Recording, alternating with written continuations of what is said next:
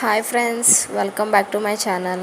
ఈరోజు మా డిన్నర్ ఏంటి అంటే టొమాటో రైస్ ఎలా చేసుకుందామో చూద్దాం.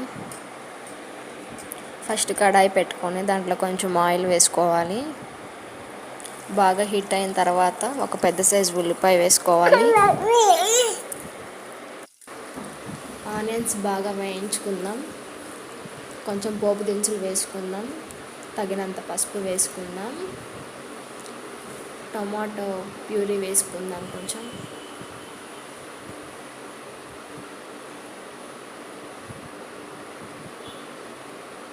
మొత్తం కలుపుకొని మగ్గించుకుందాం. టమాటో పచ్చివాసన పోయేంత వరకు.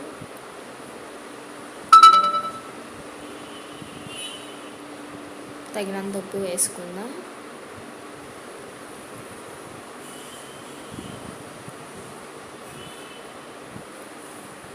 కొంచెం అల్లం వెల్లుల్లి పేస్ట్ వేసుకుందాం.